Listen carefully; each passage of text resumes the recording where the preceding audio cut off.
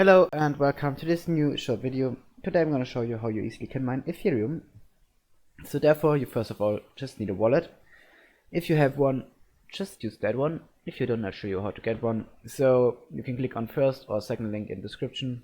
The first one is really easy to set up, but the second one you can also exchange your cryptocurrencies into money or buy cryptocurrencies. Yeah, but now I'll show you on the first link because it's way easier. So you click on the first link and then you here download Exodus for your PC and then install it and open it. And when you open it, it should look like it is here. Then you click here on wallet and we search for Ethereum.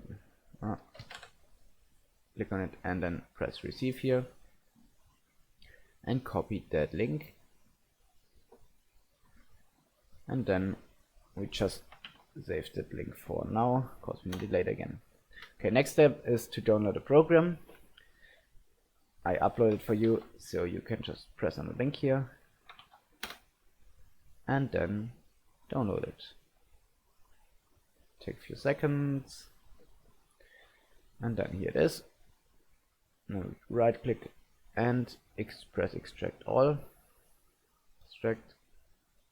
Okay, double click on it and now we select the start.bat and press edit. More info, run anyway. Okay, that's our code here, and the only thing we have to change here is to put in here our wallet address. So we use the address we copied earlier, copy it again and insert it here. Okay, that's it already. So now we press file, save as, all files, and save. And we're done here. We can close that one. And now we can go back here and just double click on start.bat and the mining process will allow access, but then the mining process will start. That's it basically already. Now we can check how much we already mined. Of course we only started now, so there won't be any balance yet, but I will show you how to see that.